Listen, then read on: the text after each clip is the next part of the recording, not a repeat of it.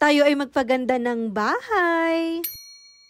Nailagay ko na nga yung mga kortina at carpet, kaya naman ilalagay ko na rin yung mga educational toys ni Arky Dandan. So, ito na nga yung part 4 ng pagpapaganda namin ng bahay, charis. Ewan ko ba kung may pag-asa pa ba itong gumanda, charis. Pero dahil nga ambisyosang milyonaryang mami tayo ay for the go. Syempre wala namang mangyayari, diba, kung hindi natin susubukan. Yung pinakamataas nga, hindi ko nga muna gagalawin tani, meron pang nagbabantay, baka pagalitan ako, charis. So, ito munang mga educational toys ni Arky Dandan ang ilalagay ko para naman magkaroon ng laman. At syempre, para may pangbudol ko na nga rin sa inyo. Saktong-sakto nga itong mga educational toys na ito pagdating ng Pasko. Pwedeng-pwede itong ipang-gift ngayong parating na Pasko. Bukod kasi sa pwedeng-pwede nila itong paglaruan, ay pwedeng-pwede pa nga nila itong pag-aralan. At ganoon naman talaga ang simpleng pagtuturo sa mga bata. Yung tipong naglalaro sila pero at least natututo, ganun. At may kanya-kanya na ring mga box ito ha, kaya naman saktong-sakto talaga pang-gift. O ngayong paparating na 99 sale ay naapo, check out nyo na dahil paniguradong mga nakasil ang mga ito. So ito na nga ang aming pampaganda ng aming bahay for today's video, ang mga educational toys ni Arky Dandan. At syempre yung link andyan lang sa may comment section, kaya naman mag-check out na kayo. At ganito nga ka-flexible itong mga sticker ni Arky Dandan. Hindi lang siya sa books or sa papel pwedeng